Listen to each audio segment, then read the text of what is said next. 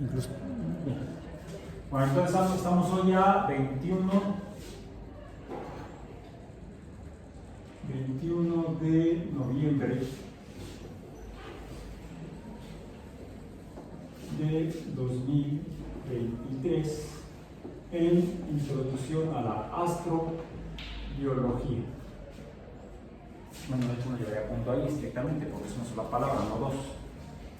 Astrobiología, como una especie de acrónimo. Introducción a la Astrobiología. Curso optativo abierto como tema selecto de biofísica en el Instituto de Biología Experimental. Ya revisamos la semana pasada, hoy iniciamos la semana 2 del trimestre 23 otoño. La semana pasada hablamos de los antecedentes a la astrobiología, los orígenes y los objetivos de la astrobiología. Y en la segunda sesión, tenemos 2 sesiones por semana, en la segunda sesión presentamos las bases científicas para el estudio de la vida en el universo, en particular enfocado en galaxias y en particular en nuestra galaxia, en la Vía Láctea. Ya hasta hablamos de dónde sale ese concepto, ese nombre, y cómo ha ido evolucionando desde la mitología, o no mitología, desde la religión helénica, grecorromana, hasta el siglo XXI. Cómo pasa de ser una representación una interpretación. En el caso de la tradición helénica, una interpretación de la leche derramada del pecho de Hera a un conjunto de más de 100.000 millones de estrellas, una de las cuales es el Sol, alrededor de la cual gira en torno a esa estrella, el Sol, la Tierra. Por cierto, ese concepto es más reciente que la cultura griega. Los griegos interpretaban que la Tierra estaba fija en el centro del mundo, así le llamaban, y alrededor de ella se movía el Sol, la Luna y los demás astros. ¿Cuánto tiempo tiene esa idea de que alguien dijo que la Tierra es la que se mueve alrededor del Sol? No, lo puse. Si lo apuntaban, consúltenlo. Si no lo apuntaron, tomen más lecitina para que mejore su memoria. Ok. Entonces, si vamos a bailar. Casi. Aquí tengo un librito. Dice: este volumen de opúsculos sobre el movimiento de la Tierra, prologado, traducido y anotado por Alberto Elena. Era un historiador de origen español, ya falleció. Reúne 3 textos de singular importancia para entender la génesis y la difusión inicial de la revolución copernicana. Breve exposición de sus hipótesis acerca de los movimientos celestes, manuscrito de Nicolás Copérnico, anterior a 1514.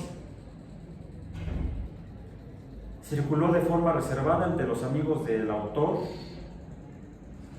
el Commentariolus. No es un borrador de Revolutionibus, sino un texto independiente que expone por vez primera los fundamentos de la nueva cosmología con ayuda de un detallado programa astronómico. Luego vienen otros 2 textos, uno de otro astrólogo, Thomas Dix, y otro de otro astrólogo, Galileo Galilei. El de Dix, editado en 1576, y el de Galileo, redactado en 1615. Bien. En este texto ya no se tiene la fecha exacta. Dice: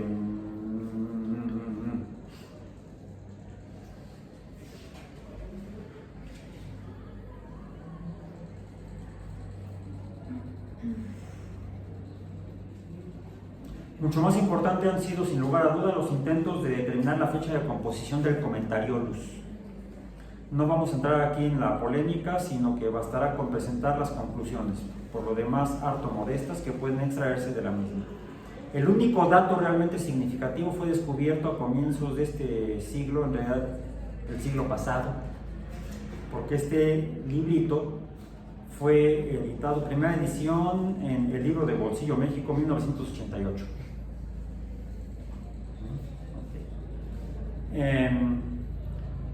Decía yo, el único dato realmente significativo fue descubierto a comienzos del siglo XX por el investigador polaco Birkenmacher.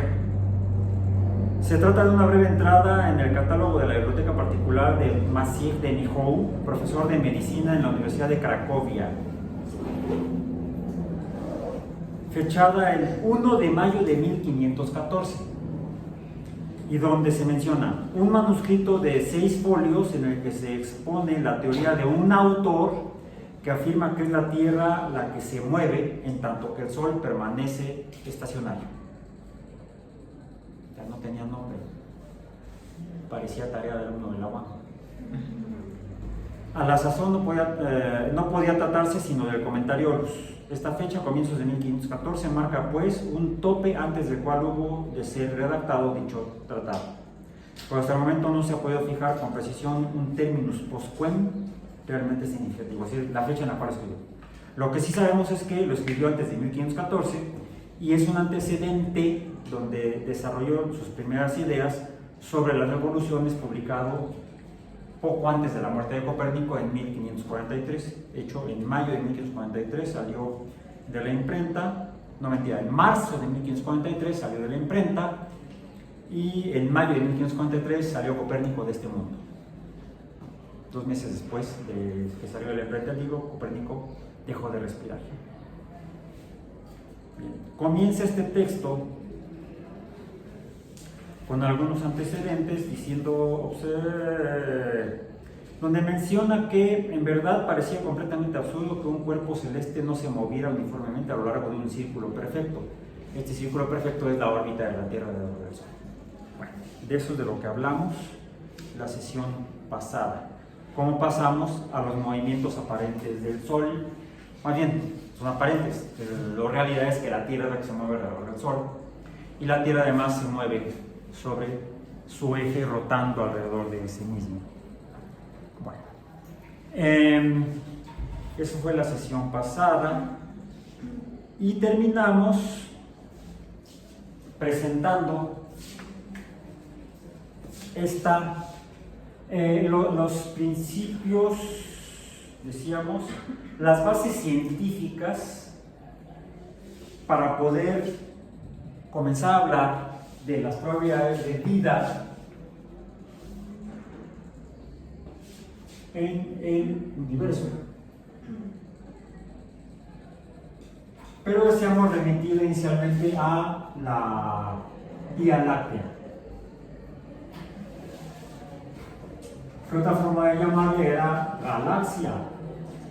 Galaxia viene de galactos, leche láctea, de la tradición de la leche de la mamá. Ok. Bueno. Fue, como también lo mencioné, y aquí traigo la evidencia, es otro libro, que también es una compilación que dice, al final, las teorías de Copérnico que revolucionaron la astronomía y se convirtió en el núcleo heurístico de las nuevas orientaciones científicas, no recibieron confirmación empírica, es decir, pruebas, aunque fueran indirectas, evidencias, más bien, no pruebas, evidencias, aunque fueran indirectas, que sugirieran que lo que decía Copérnico, para no consumar chisme, leamos directamente a Copérnico. Decía, propone 7 postulados básicos. Estos postulados, denominados axiomas, son los siguientes. Primer postulado: no existe un centro único de todos los círculos o esferas celestes. Las esferas es donde interpretaban que se movían las estrellas, los astros, los astrólogos previos a Copérnico. Segundo postulado, el centro de la Tierra no es el centro del mundo. Ya mencionamos que el mundo para los antiguos era el todo, lo que nosotros llamamos universo. No siempre se le ha llamado universo, sino que se le llamaba mundo, todavía en 1514, vamos a decir. Entonces, en 1543. Sino tan solo el centro de gravedad y el centro de la esfera lunar. Por cierto, el concepto de gravedad era otro, no era el que hoy en día entendemos y que nos intentan enseñar en la primaria incluso. Tercer postulado, todas las esferas giran en torno al Sol, que se encuentra en medio de todas ellas, razón por la cual el centro del mundo está situado, fíjense, en las proximidades del Sol, no en el Sol mismo. Incluso el llamar al modelo copernicano modelo heliocéntrico sería incorrecto, porque el mismo Copérnico dijo que el Sol no está en el centro. Cuarto postulado, la razón entre la distancia del Sol a la Tierra y la distancia a la que está situada la esfera de las estrellas fijas es mucho menor que la razón entre el radio de la Tierra y la distancia que separa a nuestra estrella, nuestro planeta, del Sol, hasta el punto de que esta última resulta imperceptible en comparación con la altura del firmamento. Quinto postulado, cualquier movimiento que parezca acontecer en las esferas de las estrellas fijas no se debe en realidad a ningún movimiento de esta, sino más bien al movimiento de la Tierra, el de rotación. Así pues, la Tierra, junto a los elementos circundantes, lleva a cabo diariamente una revolución completa alrededor de sus polos fijos, mientras que la esfera de las estrellas y último cielo permanece inmóvil. Sexto postulado, los movimientos de que aparentemente está dotado el Sol no se deben en realidad a él, sino al movimiento de la Tierra y de nuestra propia esfera, con la cual giramos en torno al Sol, exactamente igual que los demás planetas. La Tierra tiene pues más de un movimiento. ¿Ok? Bueno, entonces, para afirmar eso no había evidencia, todo el mundo lo mencionamos, ve que el Sol sale y se mete, sale, sube y se mete, la Luna sale, sube y se mete, las estrellas salen, suben y se meten, salen por el este, se meten por el oeste. Entonces,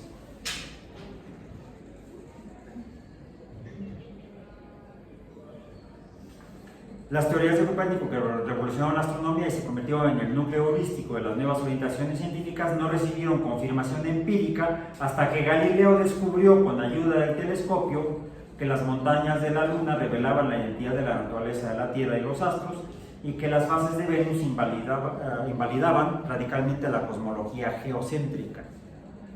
La Gaceta Sideral, publicada en 1610 por Galileo, y la conversación con el mensajero sideral, réplica de Kepler, aparecida el mismo año, exponen los nuevos descubrimientos astronómicos y analizan las dificultades ópticas y filosóficas derivadas de la aceptación del copernicanismo.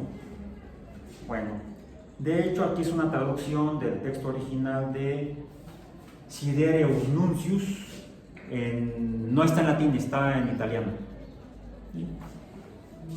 Sidereus Nuncius magna longeque admirabilia specula padens suspicientaque proponena uniquique preceptorum ver philosophis et astronomis qua Galileo Galilei patritio florentino. Todo eso que dice la Gaceta Sideral, que muestra grandes y muy admirables maravillas e invita a contemplarlas a todos, aunque en especial a los filósofos y astrónomos, las cuales Galileo Galilei, patricio florentino y matemático oficial de la Universidad Paduana, mediante el anteojo, en italiano, perspicilli, no dice telescopio, poco ha por él descubierto, ha observado en la faz de la Luna, en innumerables fijas, en la Vía Láctea, en las estrellas nebulosas aunque sobre todo en 4 planetas. En realidad no dice planetas, dice, no, sí, planeta, dice 4 planetis. 4 planetis. Habla del relieve lunar y muestra un dibujito que hizo de cómo él pudo dibujar lo que vio con su anteojo de la luna. Estaría en creciente, aparentemente creciente. Sí, en creciente. Creciente. Hizo más dibujos de ella. Luego menciona la Vía Láctea. La Vía Láctea, el relieve lunar. Habla del relieve lunar. Las estrellas fijas. Mencionamos la semana pasada la constelación de Orión y la espada, que les mencioné que era una nebulosa, se ve como una manchita. Es más, la pueden ver si se fijan bien, si está despejada, incluso en la Ciudad de México, se alcanza a ver, si uno se fija bien, entre el cinturón de Orión, que son unas 3 estrellitas que los niños llaman los Reyes Magos, que viendo hacia el horizonte oriente se ven las 3 estrellas, pongámoslas, las 3 estrellas se ven, decimos en Orión, se ven chin chin, chin chin, chin chin, así se ven. Aquí está el horizonte y se ven así las 3 estrellas. Hacia acá se ven las rodillas de Orión. Y aquí se ve una nebulosa, una nubecita de luz. Una nubecita de luz. Pues resulta que lo que vio Galileo no fue una nubecita, sino muchas estrellas que luego dibujó en su cuaderno y terminó dibujando en lo que envió a la imprenta para publicar Siderius Nuncius. Dice aquí constelación del cinturón y la espada de Orión. Aquí se verían las 3 estrellas del cinturón, 1, 2, 3, alrededor de ellas muchas otras que no podemos ver a simple vista, aún no habiendo contaminación lumínica. Se verán algunas, pero no todas las que dibujó aquí Copérnico, Galileo. Y en lo que sería la nebulosa, pues Galileo distinguió estrellas de diferente magnitud de brillo. Entonces, luego dibujó, creo que no está en este libro, no lo vi en otro libro. Apuntó a la Vía Láctea y también vio un montón de estrellas dispersas. Entonces, Galileo fue quien descubrió que la Vía Láctea no era una mancha de luz, sino un conjunto de estrellas. Es, como hablamos de ello la semana pasada, es eso lo que finalmente a principios del siglo XX, van a ser ya 100 años, Edwin Hubble identificó no esta nebulosa, sino otras, que las galaxias son conjuntos de estrellas. Y no solamente está la Vía Láctea, sino que hay muchas otras galaxias que se veían originalmente no como esta nebulosa, vamos a poner así con mayúscula por ese nombre, nebulosa de Orión, que es una nube de polvo y estrellas. Los antiguos alcanzaron a ver por ahí algunas otras nubecitas que en el transcurso de la invención del telescopio por Galileo y la mejora de los telescopios por otros astrónomos ya distinguieron muchas otras nebulosas.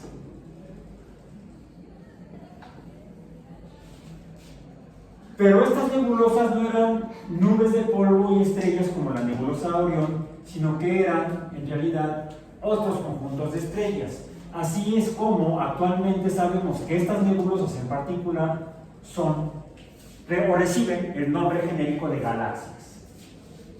Entonces, antes del siglo XX, galaxia era solamente una y era la Vía Láctea.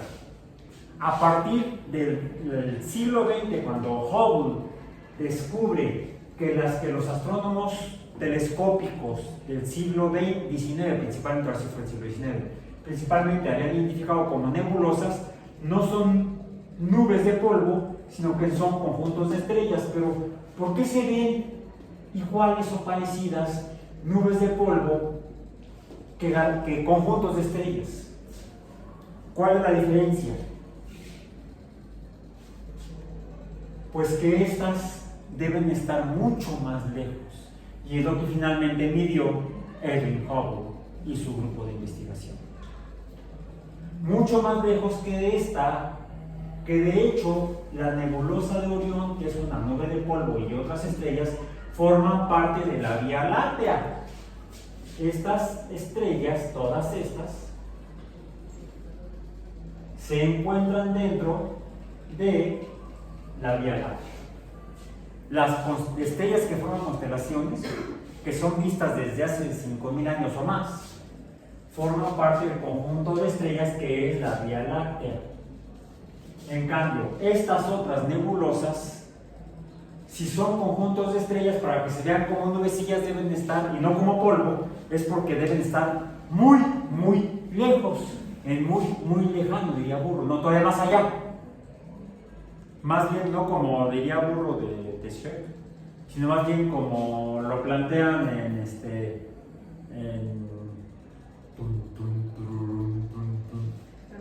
Star Wars. En una galaxia muy lejana, ya pues, obviamente finales del siglo pasado, del siglo XX, en la finales de la década de los 70, cuando se estrena esa película de la Guerra de las Galaxias, se refiere a algo muy fantasioso, ubicado en esos conjuntos de estrellas que sean galaxias dispersas en el universo. Ya es una visión completamente, una ficción basada en conocimiento científico del siglo XX. Bueno, ok. ¿Sería posible en un momento dado que eso que plantean como supuestos seres que vivirían en otras galaxias existieran? ¿O algo de ese estilo? ¿O alguna otra forma de vida en esas galaxias muy lejanas?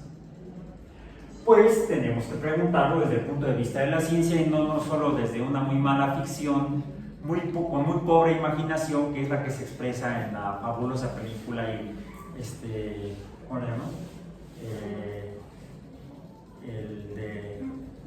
Ya no le dejan solamente la película, sino todo el montón que han salido después, la saga de la Guerra de las Galaxias o la franquicia de la Guerra de las Galaxias, porque termina siendo un negocio.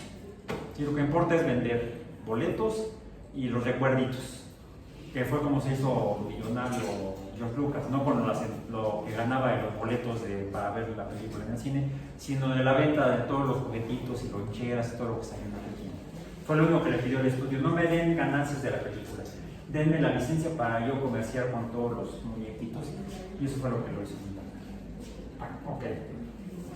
Pues hay bases científicas, y con base en esos principios científicos, ¿sería factible que de existir vida fuera como la presentó George Lucas en Star Wars? Bueno, preguntemos con base en ciencia, y para eso precisamente presentamos la sesión pasada lo que nombramos como la ecuación de Drake. La ecuación de Drake. ¿Cuál es? La ecuación de Drake propone un modelo matemático para determinar el número de civilizaciones en una galaxia. Una. Puede ser la Vía Láctea o puede ser alguna muy lejana. Ese número depende de factores reales que deben ser medibles. ¿Cuáles dijimos que eran? ¿Alguien se la anotó? O si no la encuentra ahorita. El primero dijimos que lo podemos interpretar para efectos de nuestro curso por el momento como el número de estrellas, no sería su índice X, sino sería más bien aquí una estrellita, un asterisco. R es un índice asterisco que sería inicialmente el número de estrellas en una galaxia en particular, como puede ser la Vía Láctea.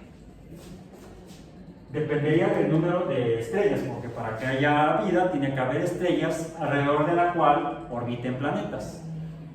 Pero suponía Drake muy modestamente que quizá no todas las estrellas de una galaxia tuvieran planetas. Fue por eso que manejó el concepto de como variable para la ecuación. No la totalidad, sino nuevamente la fracción de estrellas que contaría con planetas. Pues este número R estaría siendo multiplicado por F sub índice P para estimar el número de civilizaciones. Pero depende de más, depende de que, porque en el sistema solar donde vivimos, que se encuentra en la Vía Láctea, en el planeta Tierra, que orbita alrededor del Sol, no es el único planeta alrededor del Sol. Hay otros 7 planetas reconocidos hoy. Por cierto, cuando Drake escribió su ecuación, había 9 planetas. ¿Qué se perdió? No lo desclasificaron como planeta, los astrónomos de la Unión Astronómica Internacional, que fue Plutón. Fue planeta, ahora es un planeta enano. Ya lo revisaremos más adelante, incluso por qué. Entonces, hay 8 planetas orbitando alrededor del Sol. ¿Pero en cuántos de ellos hay vida? ¿En todos? ¿En la totalidad de los 8? No, solamente en algunos de ellos. En algunos de ellos podría haber vida. ¿Por qué? Porque cuentan con las condiciones para que haya vida. Por eso es que depende de el número de esos planetas que serían ecológicamente viables para que se forme vida. Porque diríamos que, ¿cuáles son los planetas del sistema solar? ¿Cuáles son los planetas del sistema solar? Son del Sol alejándose del Sol. ¿Cuál es el primero? Vamos a ponerlos aquí. Separemos acá. Sería Mercurio.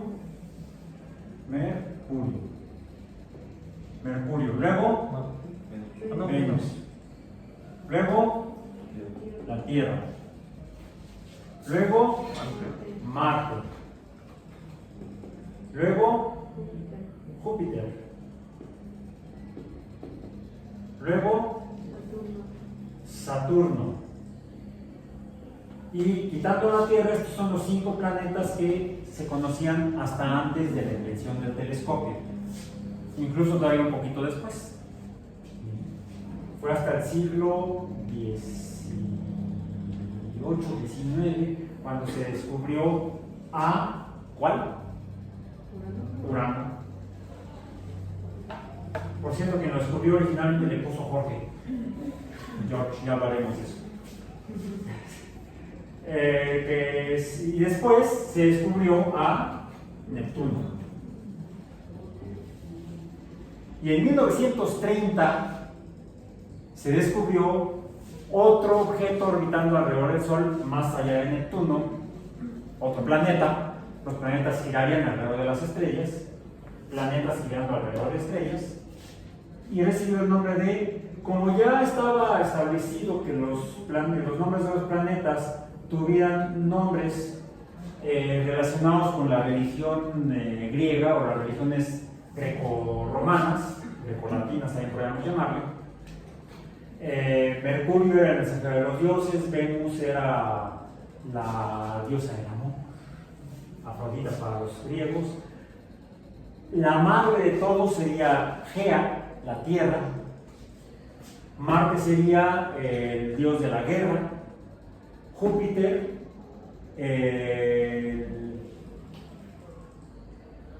el mandón de los dioses, no el padre de los dioses. El padre de los dioses sería Saturno, Cronos, padre de Júpiter, Zeus. Urano, un titán. Neptuno, el dios del mar. ¿sí? Siguiendo con esta, tiene que está tan lejos que está más allá de donde el diablo perdió la chancla. ¿Sí? ¿Y dónde vive el diablo? En el inframundo. Los demonios viven en el inframundo, pues por eso que recibió el nombre de Plutón. Además, el símbolo finalmente fue una especie de PL, porque fue descubierto en el observatorio Lowell, fundado por Percival Lowell, PL. Entonces, tiene las iniciales del fundador del observatorio en el que se descubrió Plutón. Estos eran los 9 planetas hasta 1999, principios del siglo, finales del siglo pasado, principios del siglo. Creo que fue en 2003 o 2005 cuando a Plutón se le desclasificó como planeta. Bueno, cuando Drake planteó su ecuación para calcular el número de civilizaciones en una galaxia, estos eran los planetas reconocidos alrededor del Sol. ¿En cuáles de ellos podría haber vida? ¿En cuáles de ellos podrían ser ecológicamente viables? Plutón, demasiado lejos, muy frío. Neptuno, demasiado lejos, frío y grandote. Ahorita vamos a entender por qué. Neptuno, Urano también. Es más, además no se ha identificado superficies sólidas sobre ellos. Son gaseosos, igual que Saturno y Júpiter son gaseosos. No se ha identificado una superficie sobre la que pudieran vivir organismos. Entonces en estos no serían ecológicamente viables, además de que están muy lejos y están muy fríos. Marte. Hablamos incluso de eso la semana pasada, tanto que Percival Lowell supuso que en Marte había vida, y con base en esas lucubraciones, especulaciones de un astrónomo, fue que un escritor escribió una de varias novelas, pero esa en particular identificaba o describía vida en Marte. Porque presenta casquetes polares, presenta cambios estacionales. Se suponía que los casquetes polares se parecerían a los casquetes polares de la Tierra, entonces serían de agua. Si hay agua, podría haber vida. Entonces, Marte sería ecológicamente viable para la vida, al menos hasta principios del siglo XX. Es más, todavía para 1961, que es cuando Drake publicó la ecuación que lleva su nombre, 1961. ¿Bien? La Tierra, pues, todavía es ecológicamente viable para la vida, aunque nos estamos esforzando por cambiar eso. Eso fue mi clase hoy en la mañana. Sustentabilidad. Venus, cuando Galileo apuntó su telescopio, su anteojo, él no pudo observar una superficie, sino que vio nubes blancas, a diferencia de lo que se ve en Júpiter. Ya los primeros astrónomos que pudieron ver con mayor calidad Júpiter, vieron sí como zonas nubosas, pero de muy diferentes colores.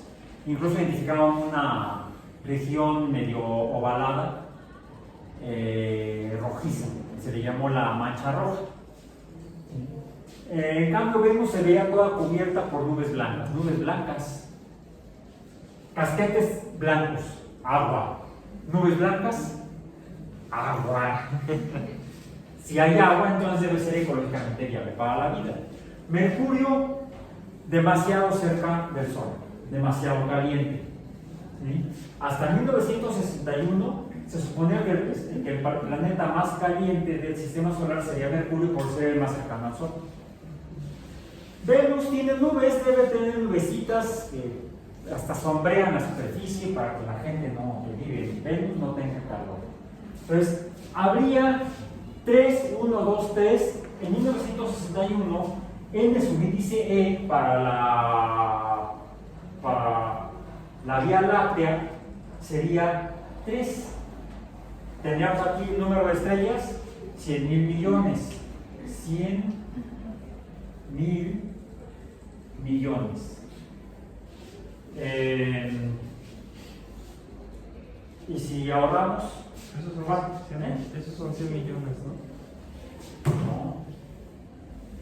Ah, sí, De sí, 4 a millones, 3 se ceros. faltan 3 ceros. ¿Cuántos ceros van aquí? Van 8, ¿no? Ah, Más 3 serían 11. Entonces, para no ponernos ceros, mejor ponemos 10 a la 11 estrellas.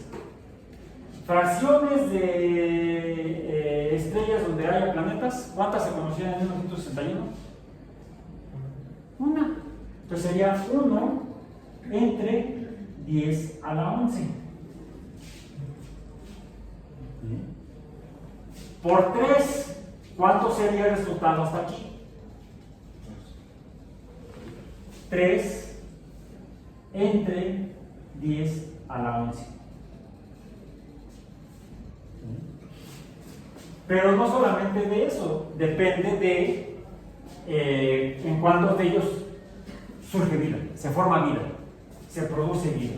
¿Sí? Entonces, F subíndice L, decíamos. La fracción de estos 3 planetas en los cuales se forma vida. ¿Sí? ¿Cuánto era en 1961? ¿Cuántos de estos 3? Un tercio. En un tercio se sabía que había vida en este. ¿Ok? Quedémonos hasta aquí. Puntos suspensivos. Porque la pregunta que vamos a tratar de contestar hoy es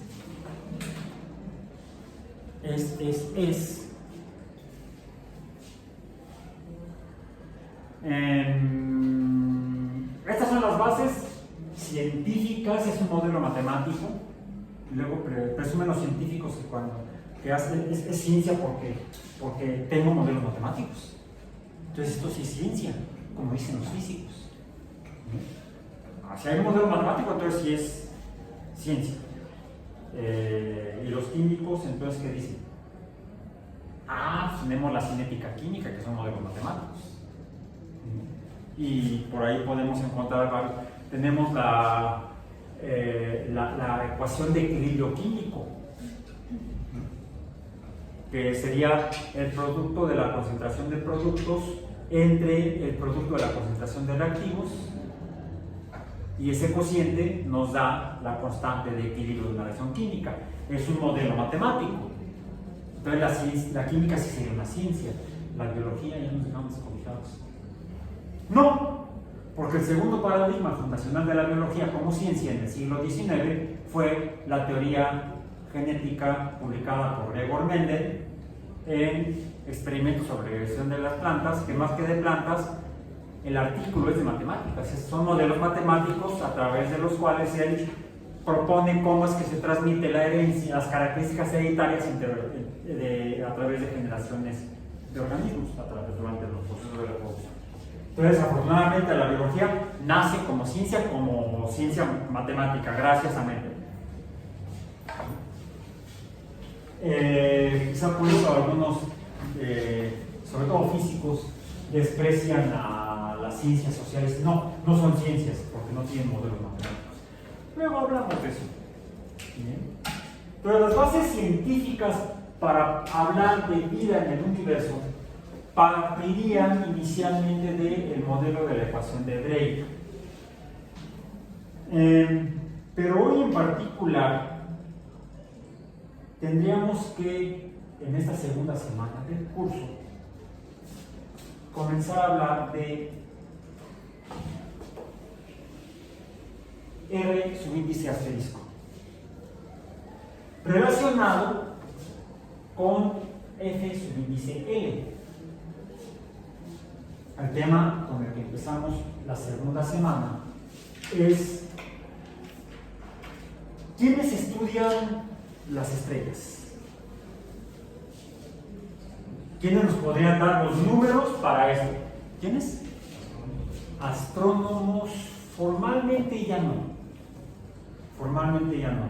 Este proceso de evolución cultural desde la astrología hace 5000 años hasta nuestros días ha dado lugar a que, si bien los primeros estudiosos de los astros fueran los astrólogos, a partir de, sobre todo, el desarrollo de los postulados por parte de tres filósofos, podemos decir, o matemáticos. Los tres eran matemáticos: Copérnico, Galileo y Kepler. Pasamos al nacimiento de un nuevo profesional del conocimiento,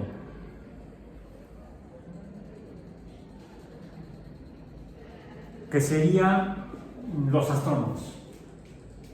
Los astrólogos dejan de ser formalmente los antiguos astrólogos y los actuales astrólogos, con mayor razón, y surge formalmente la astronomía, principalmente, con base en el paradigma de la teoría heliocéntrica, mal llamada heliocéntrica de Copérnico, la hipótesis copernicana, que es,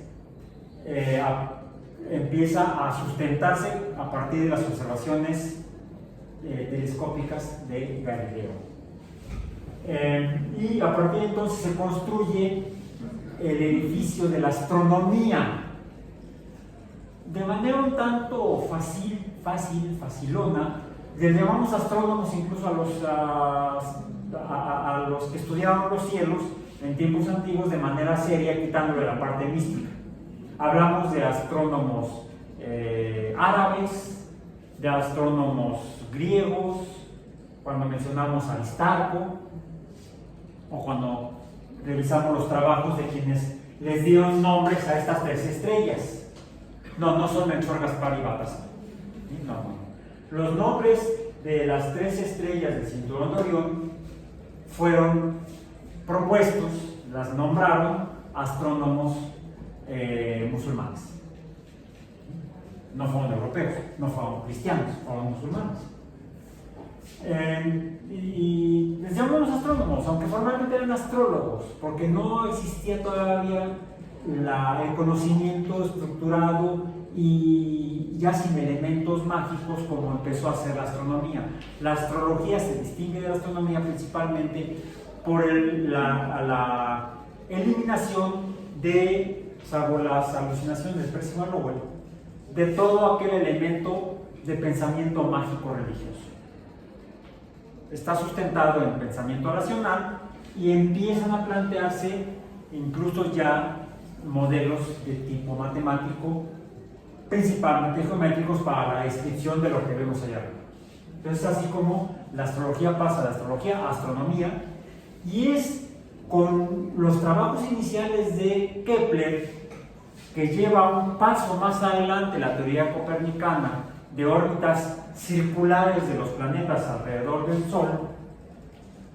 Vamos a revisar esto más adelante, para plantear el hecho de que los planetas sí se mueven alrededor del Sol, como dijo Copérnico, estando el Sol cerca del centro del movimiento de los planetas, pero los planetas no se mueven en trayectorias u órbitas circulares, que fue lo que escribió Copérnico en sus dos obras, sino en trayectorias elípticas. Lo vamos a revisar más adelante, que es la primera ley de Kepler.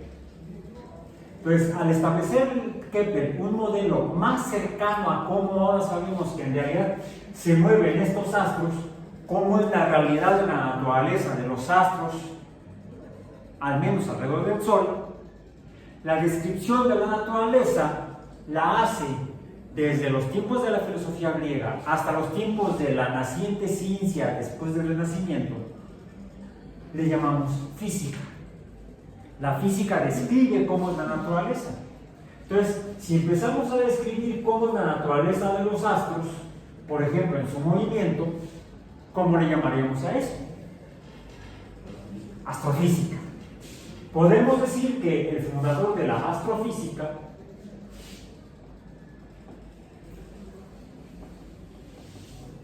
es Johannes Kepler. En 1609, fíjense, un año antes de la publicación del Mensajero Sideral de Galileo, publicó una obra que se llamó, curiosamente, Nueva Astronomía. Ahí está, en el título del libro está el nombre, el cambio del nombre de astrología a astronomía. Nova Astronomía, está escrito en latín. Ya se está titulado, Nova Astronomía.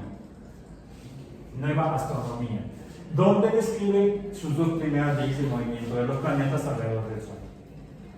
Bueno, formalmente, aunque le llama astronomía, al ser la descripción de la natural de los astros, pues formalmente, y además con base matemática, así como presumirían los físicos, pues formalmente funda la astrofísica, así es que es la física la primera herramienta para entender cómo funciona esto. Y por lo tanto, ¿cuáles son las bases? Las bases estarían aquí. La primera sería qué son y cómo son las estrellas, cómo es la vida de las estrellas, cómo es que alrededor de esas estrellas surgen, si pueden suceder, la formación de planetas, y en qué casos podrían llegar a ser ecológicamente viables para el surgimiento de vida. Entonces, F subíndice L parte de R subíndice asterisco, que es parte del dominio cognitivo de la física. Así es que vamos a hablar de las bases físicas para la formación de los astros. ¿Cuáles? Pues al menos serían las bases para vida en planetas, los cuales orbitan alrededor de estrellas. ¿Cuáles serían las limitaciones para que hubiera vida, pues que fuera ecológicamente viable? ¿Y cuáles son esas condiciones ecológicas? La distancia. Antes que eso, porque dependería. Tenemos que preguntarnos qué debe haber para que sea ecológicamente viable. Pues debe haber cosas, al menos cosas. Debe haber entonces las bases físicas partirían de aunque podría decir el profesor, pero es que eso sería dominio de la química. Sí, pero lo vamos a ver después. Ténganme paciencia, denme tiempo, tengan un poco de paciencia. Vamos a decir presencia de agua. De agua. H2O, agua. Pero, ¿cuál agua? Ahora diría, pues, de horchata, jamaica o tamarindo. No. ¿Dijiste? Esas también suelen ser las de horchata, jamaica y tamarindo. Líquida. Aunque a algunos les gusta con hielo, agua sólida. ¿Sí? Entonces, bueno, el agua se puede encontrar desde un punto de vista físico y hablamos de los estados de agregación o estados físicos del agua. Presencia de agua que se puede encontrar en forma de gas o vapor, de forma líquida, le llamamos agua, ¿no? Formalmente en el lenguaje coloquial. Si hablamos de agua, luego pensamos en agua líquida. Nadie piensa en vapor, porque vapor es vapor, diríamos. ¿Y cuál es el otro estado? Sólido. Sería salido, no. Sólido. En estado sólido. O, ¿cómo le llama la gente? Hielo. Hielito. Pero una pregunta, eso sería como pensar mucho en cómo surgió la vida en la Tierra, ¿no? Bueno, es que vayamos a esto. Tenemos solamente un tercio para F subíndice L. Si tuviéramos evidencia de existencia de vida en Venus y en Marte, tendríamos más ejemplos. Pero tenemos solamente un ejemplo. Y con algo tenemos que empezar. ¿Sí? Alguien diría, pero es que podrías... no los quiero spoilear. ¿Sí? Ya hubo un spoiler la clase pasada. ¿Sí? ¿Cómo termina la guerra de los mundos? Sí. Sí, ya hubo un spoiler. Dejemos de spoilear el curso. vayamos con calma, porque sí vamos a abordar eso, vamos a preguntarnos eso, que entra en el ámbito de la química. Vamos a remitirnos ahorita por lo pronto a la física. ¿Qué sabemos por la evidencia que se necesita para que haya vida? Para que haya vida. Ni siquiera cómo se forma, que esté la vida ya formada, F subíndice L, que a su vez dependería de N subíndice E, porque debe haber eso para que haya F subíndice L. Los seres vivos hoy en día en la Tierra, y hasta donde sabemos de lo que hemos estudiado la vida anterior, y quizá cómo surgió, pues se requiere que haya agua. Y es más, si revisamos los biomas existentes hoy en día en la Tierra, vemos que en algunos biomas hay más formas de vida que en otros. ¿Cuáles son los biomas en los que hay menos formas de vida? Los ecosistemas más pobres en cuanto a abundancia de vida y de formas de vida. Los desiertos. ¿Y cómo se caracteriza o se define un desierto?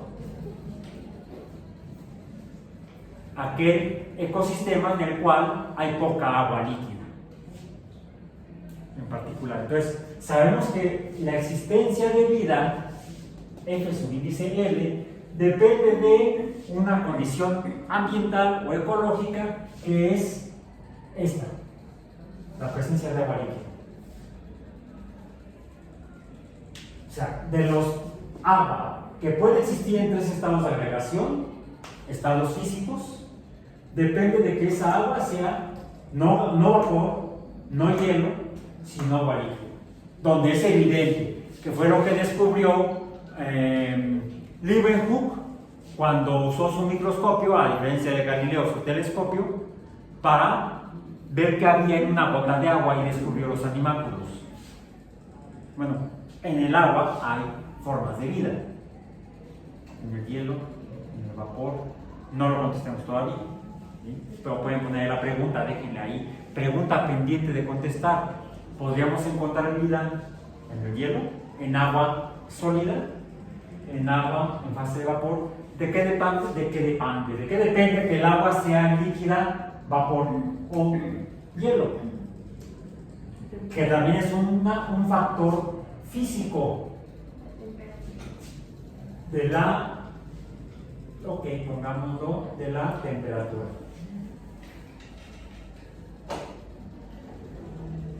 Que este es un concepto básico fundamental de los astrobiólogos. Dicen que de eso depende que un planeta sea ecológico, un planeta sea ecológicamente viable para la vida. ¿En qué se distinguen los 9 planetas de 1961? De acuerdo a Kepler y a Copérnico, pues de su distancia al Sol.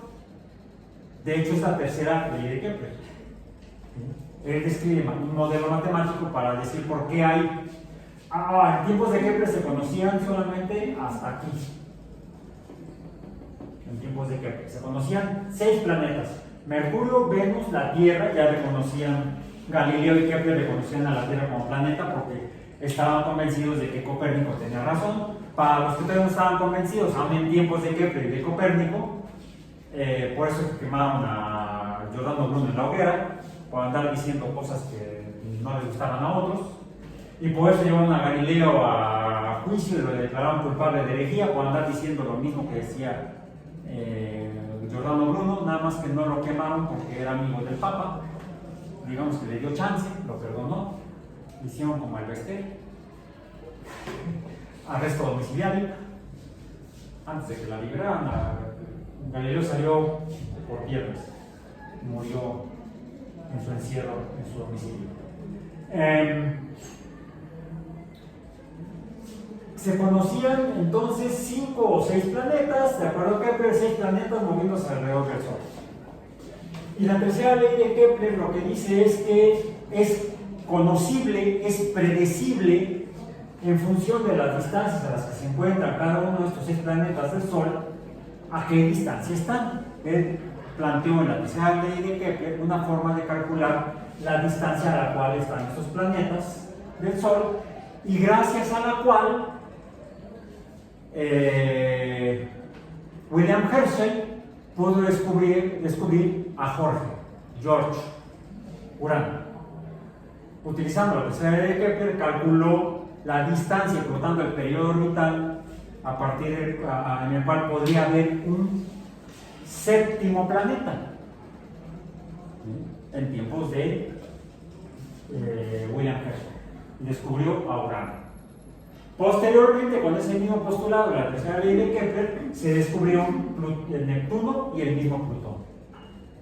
Entonces sí, Kepler fundó la astrofísica, permitió con base en modelos matemáticos predecir el comportamiento de los sistemas planetarios, al menos en el sistema solar. Ok, bien, bueno, vayamos avanzando. También ya se sabía, aunque se suponía desde tiempos de los antiguos griegos, de la Grecia clásica, que el Sol sería un cuerpo caliente que emitiría calor. Pues lo evidenciamos cuando salimos, nos quedamos ahí al rayo del Sol. Ahorita pues ya no es tanta la incidencia solar, porque estamos en otoño en el hemisferio norte. Pero si hacemos esa tarugada en verano, podemos sucumbir al calor que produce lo que emite el Sol y llega a la Tierra. ¿Sí? Nos calentamos, aumenta nuestra temperatura, podemos entrar en golpe de calor, entrar en estado de coma y fenecer si no se nos atiende a tiempo. Entonces, así como da la vida, puede dar la muerte del Sol, quizá por eso que lo interpretaban como una entidad divina los pueblos antiguos. Bueno, la temperatura. Cuando la temperatura es baja, como en los polos, el agua se solidifica o se congela y se forma hielo. De ahí que haya casquetes polares cambiantes cada 6 meses en los hemisferios norte y sur, porque la cantidad de luz que produce calor, que calienta la superficie de la Tierra, varía por cómo son las características de la Tierra, cómo se mueve alrededor del Sol. Eso también vamos a revisar con mayor detalle. Entonces, el hecho de que el agua se encuentre en estado sólido, líquido o gaseoso o de vapor depende de la temperatura. Eso lo definen, o más bien son conscientes de ello los astrobiólogos y las astrobiólogas también. ¿Bien? Entonces, en astrobiología se estima como dependiente de N subíndice de la temperatura, para que haya agua líquida en la cual se pueda formar tita, F subíndice L. ¿Qué más? Bueno, y entonces depende de qué, de a qué distancia están los planetas en particular los planetas del Sol u otros planetas a otras estrellas. Si están muy cerca, pues o el agua es gas o vapor, o incluso pudiera ya no haber agua. Se ha secado totalmente la superficie y no hubiera una cubierta alrededor del planeta como Mercurio. Vemos, pues hay nubes, al menos podemos suponer que podría haber agua en fase de vapor, pero hay agua líquida. Al menos hasta tiempos de la astronomía telescópica no había evidencia, no había dato astronómico que permitiera decir, vi agua líquida en Venus. No, todo lo que se veía eran nubes blanquecinas. ¿Sabes? Podemos confirmar que hay agua en fase de vapor en Venus, pero no que haya agua líquida, lo que entonces nos reduciría a no 3, sino solo 2, y entonces sería no 1/3, sino 1/2, ¿sí, verdad? 1/2, pero esto se reduciría a 2 entre 10 a la 11, se reduce, ¿ok? Bueno, en el caso de Marte, ¿cómo sería el agua en Marte hasta los primeros datos que tuvimos con astronomía telescópica? ¿Cómo sería? Está más lejos que la Tierra, y de hecho con base en cómo se dispersa la luz y por lo tanto cuánta luz llega a cada cuerpo dependiendo de la distancia a la que se encuentre, se pueden hacer cálculos de cuál será la superficie, la temperatura en la superficie de cada uno de esos planetas.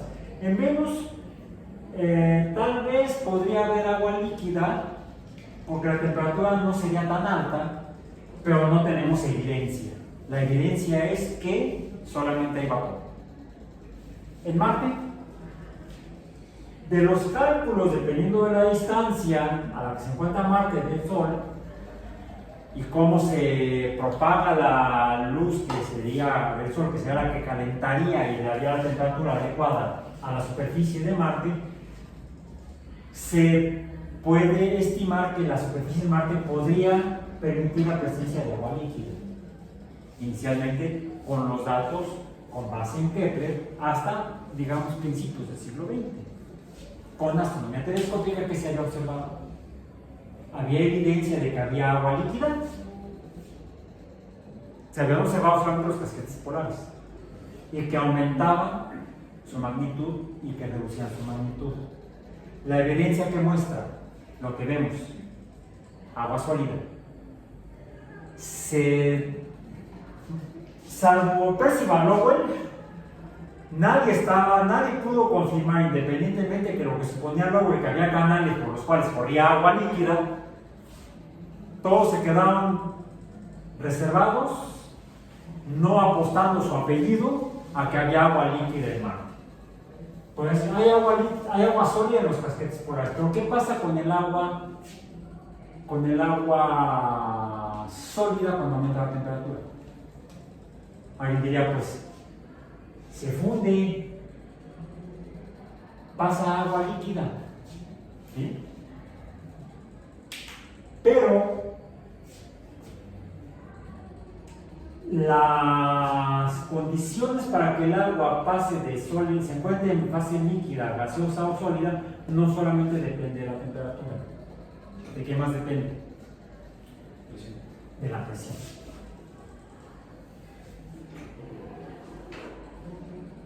De la presión. Recordemos la ecuación general de los gases, la ley de los gases. El producto presión-volumen es igual a la temperatura. PV igual a, o es proporcional. Vamos a decir que es proporcional. El producto presión-volumen, volumen de la materia, es proporcional a la temperatura. En particular, ya desarrollada, es PV es igual a NRT. N, no aquella N, sino el número de partículas, número de moles, y R no es la R asterisco, sino que es la constante universal de los gases. Entonces, el estado de la materia depende también no solamente de la temperatura, sino que también depende de la presión.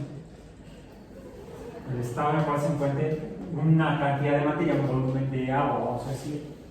¿Cómo podríamos ponerlo entonces? El volumen de agua que ocuparía el agua sería igual a nRT entre P, ¿no? ¿Ok? Sí, aparentemente. Entonces, ¿de qué depende el volumen que ocupe? Y el volumen que ocupa depende de qué tan agregado está. Si se evapora, aumenta el volumen.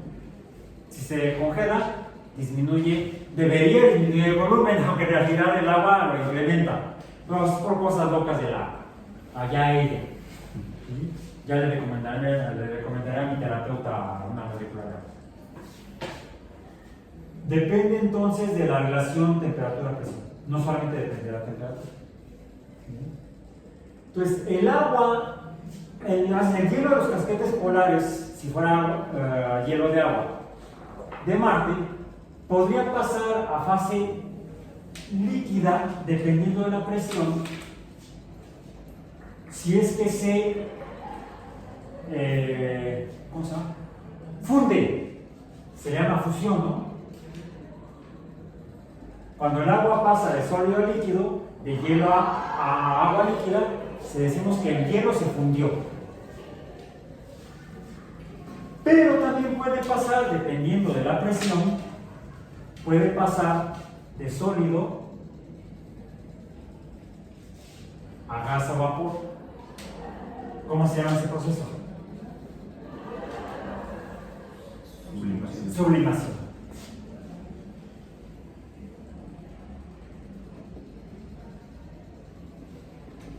Si el agua en Marte no se funde, disminuye el casquete polar norte en el verano del hemisferio norte y aumenta en el sur, porque se calienta el norte y se enfría el sur.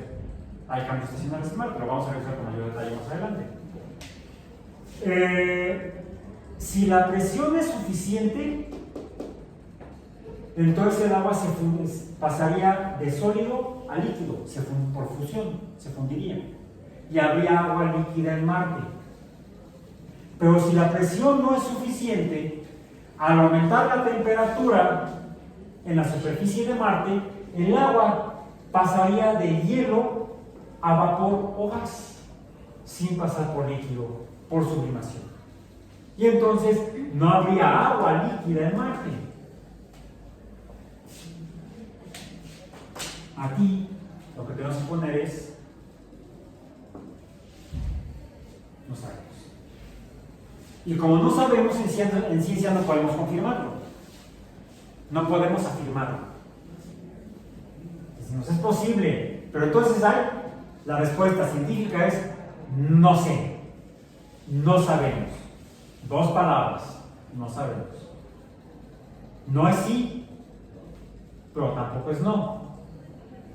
Como no es sí, entonces no podemos poner aquí este número y se nos reduce otra vez a, vamos a ponerlo así en anaranjado para que se distinga, a 1 entre 100 a la 11, el número de planetas ecológicamente viables en el sistema solar.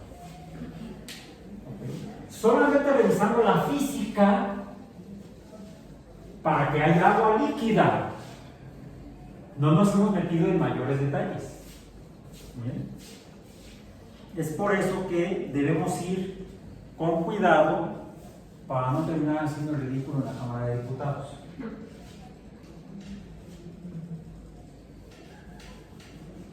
Yo respeto. Bien, hay 3 lecturas en el sitio del curso y que compartí también en el CIPI, que son, la primera es un artículo, es una página de la NASA que se titula La búsqueda para la vida y nos plantea inicialmente entonces ¿dónde puede haber vida? Es la pregunta, con base en física nada más, y es así como en astrobiología surge de esta especulación, surge lo que podríamos llamar, en el caso del sistema solar, una región donde hay planetas donde sería posible, en función de que podría haber agua líquida. En Venus no está confirmada, sabemos que hay vapor, pero tampoco sabemos si hay agua líquida. Si esa agua, ese vapor se estuviera condensando para formar agua líquida, o si pasara de vapor a hielo, incluso, o si nada más está en forma de vapor, no lo sabemos, pero existe la posibilidad de que hubiera agua líquida, y esto es lo que llamamos, preguntan aquí, what is the habitable zone, o la zona habitable. La zona habitable, esta sería n subíndice e. Es la forma de obtener el número probable, determinando si la zona es habitable. ¿De qué depende? En astrobiología, inicialmente, de la presencia de agua líquida. Así como se define la zona habitable. Es la región orbital alrededor de una estrella en la cual es posible, en función principalmente de la temperatura, no consideran todavía presión, inicialmente de la temperatura, la presencia de agua líquida. Esa sería la zona habitable alrededor de una estrella, sea como el Sol o diferente. La definición de la zona habitable es la distancia desde una estrella a la cual puede existir agua líquida en superficies planetarias orbitando alrededor de la estrella. Es lo que dice en este primer documento que está ligado en el sitio web. Incluso viene un diagrama y hay un video que ustedes pueden consultar más adelante si es que no lo han hecho. ¿Alguien ya lo vio? Si se dan cuenta, es un video que incluso está en YouTube. Luego vayan diciendo, ¿cómo dices eso? Pues es que lo vi en un video en YouTube. Ay, lo vi en un video en YouTube y ya dice que es cierto. Perdón. En el canal del Laboratorio de Propulsión a Chorro de la NASA, yo creo que sí, ese video debe tener información científica. No creo que sea de otros tipos de videos que también encuentra en otros canales en YouTube.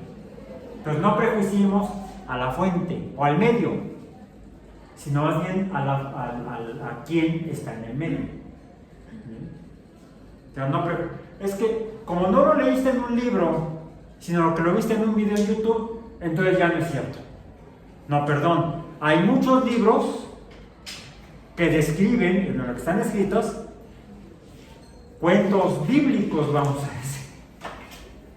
Por ejemplo, aunque hay quienes interpretan esos textos como verídicos. Como dicen por ahí, o decía aquel viejo entrenador de la selección nacional, yo respeto. No me voy a hablar de Bora Milot, ¿no? Fue un director técnico fue director técnico de la selección mexicana en el Mundial del 86. Revisen ahí la historia del siglo pasado. Sí, soy hombre, lo siento mucho. Ok. Otro documento es uno que está titulado, es un artículo, un artículo científico. Está hasta disponible en PDF. Es de la revista Geoscience Frontiers o Fronteras de Geociencia. Está en Science Direct y se titula el artículo La Trinidad Habitable. Por fin, no que la Biblia. Y aquí me están hablando de la Santísima Trinidad. No, esta es la Geofísica Trinidad. Porque la revista es Geoscience Frontiers. Geoscience es geofísica, ¿sí? Y geología. Y aquí habla de un concepto nuevo. El artículo es relativamente reciente. Déjenme ver la referencia. Es de enero de 2015, página 95 a 101, volumen 6, número 1 de Fronteras en Geociencia. Y aquí, como los puntos que llaman la atención del artículo, highlights, dice: la Trinidad habitable es un nuevo concepto de un cuerpo planetario habitable o ecológicamente viable para la vida. Y se refiere a la coexistencia de agua líquida, océanos, atmósfera, agua en fase de vapor, por ejemplo, y masa terrestre como requisitos mínimos para que surja la vida. O sea, las condiciones N sub índice E dependen, según este artículo, que estos cuerpos ya no solamente se encuentren en la zona habitable, sino que cuenten con agua, por supuesto, agua líquida, en océanos, vamos a decir, océanos, que haya atmósferas. Eso no, ahorita es muy bíblico, que haya atmósferas. Habría que reescribir aquel libro.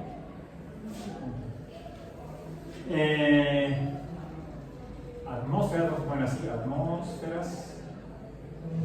atmósfera y una masa de tierra, vamos a llamarle continentes, por encima de los océanos, por encima del nivel del agua líquida. Son requisitos para que la zona habitable o algún planeta sea habitable. ¿Qué más? Material. Bueno, en los océanos hay materia, hay agua. En la atmósfera hay materia, hay gases. Y en los continentes hay materia sólida. Y toda esta tiene que estar en movimiento. Es la segunda característica.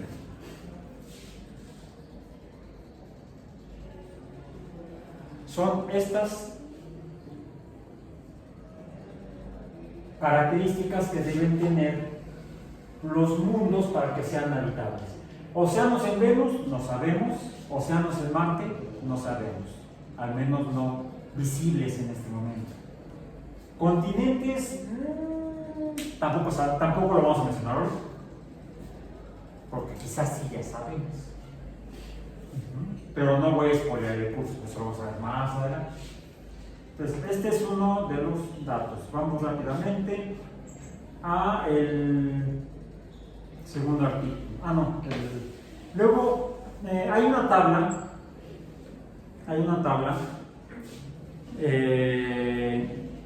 en una siguiente liga en nuestro sitio web, y que también está disponible en el sitio, titulada ¿Qué hace a un mundo habitable? Más allá de lo que dice este artículo. Es esta tablita. Descárguenla, está incluso en PDF, donde vienen varias características. Habla de, precisamente, temperatura, agua líquida, quizá en forma de océanos, atmósfera, pero también menciona el artículo que cité hace un momento, habla de materia en los continentes. ¿Qué tipo de materia? Materia que permita que los organismos se continúen, nutrientes. Estos nutrientes están en movimiento, eso es un ecosistema. Hablamos de flujo, de materia y energía. Energía relacionada con esto, porque como vamos a ver más adelante, tenemos que preguntarnos qué sería un ser, cómo sería la vida, cuáles son las características de la vida, cuáles son las características que requieren los seres vivos. Pues requieren que haya eso, pero ¿cómo son? Que esta materia, estos nutrientes, sean fuente de energía para que esta energía genere más nutrientes. Esa es a lo que se refiere este movimiento de materia, no solamente la materia física, el agua que se evapora, sube y genera una atmósfera, se condensa y se precipita y genera cuerpos de agua, incluso que cae sobre los continentes, y esta agua en los continentes barre la materia de los continentes y lleva entonces materia sólida hacia los cuerpos de agua, hacia los océanos. Y entonces hace que esa materia que está en estos tres medios esté disponible para este proceso ¿cómo le llamamos en biología a este proceso? Las transformaciones de materia en energía y de energía en materia. Se llama metabolismo.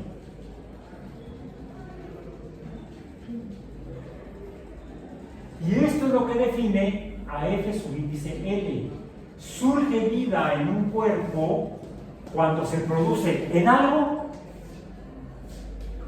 que se comporte como el metabolismo, transformaciones de materia y energía, que presentan otras características adicionales a esa serie de transformaciones de materia y energía.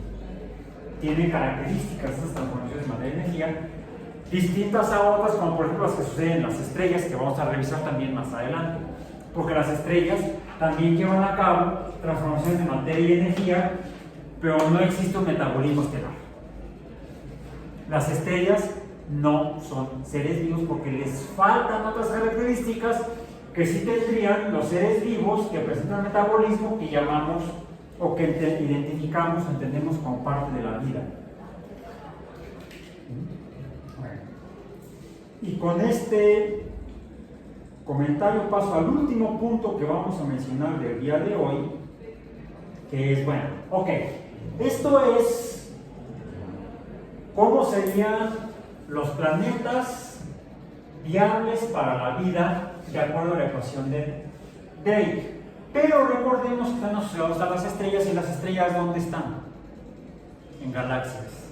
Tendríamos que revisar cómo son las galaxias. Bueno, ya dijimos que están formadas por estrellas. ¿Solamente por estrellas? Mencionamos otra cosa que hay en las estrellas, o que hay en las galaxias. Mencionamos estrellas, pero también polvo. Finalmente son planetas, estrellas y polvo. Planetas, estrellas y polvo es una porra. Arriba el polvo. No sé, mi carro es polvo. Mi carro es el metro. No puedo entender. También manejo un taxi, no es cierto, también manejo un carro. Pero es en cuando. Me sale más ecológico viajar en metro. No todavía podemos hablar. ¿Cómo se arreglan las estrellas, los planetas y el polvo en las galaxias? ¿Cómo son las galaxias? Hay diferentes tipos de galaxias. ¿Sí? ¿Qué hay en ellas? ¿Cómo está arreglado el polvo y cómo está arreglada las estrellas? ¿Cómo se mueven? ¿Qué sucede cuando se mueven las estrellas en las galaxias junto con sus planetas? Denle una leída, por favor, a ese texto, porque nos llevaría a modificar un tanto la ecuación de Drake de 1961, porque ya identificamos la zona habitable, de la cual depende n sub índice e. Y de la zona habitable sería una región alrededor de una estrella, en un sistema planetario. Pero se ha identificado en el contexto de la astrobiología, en el reino de la galaxia, en el contexto de lo que son las galaxias, que no en cualquier lugar de una galaxia podría haber zonas habitables, aunque hubiera planetas en zonas habitables. Bueno, zonas habitables en sistemas estelares o sistemas solares, vamos a llamarlo. También debemos hablar de zonas habitables galácticas o en la galaxia o en las galaxias. Galaxia no tenemos que ponerle galáctica. Zonas habitables galácticas.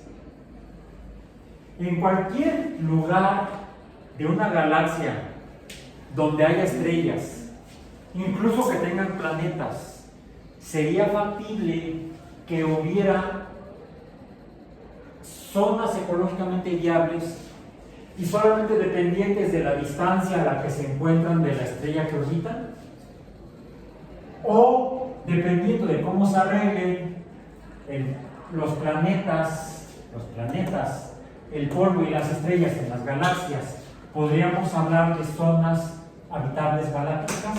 Pues parece que sí, porque de hecho incluso eso nos explica por qué en la Tierra, en la historia geológica de la Tierra, los climas han cambiado y han provocado incluso esos cambios climáticos debido a la traslación del sistema solar alrededor de la galaxia, han sido causa de extinciones masivas en la historia de la evolución de la vida en la Tierra.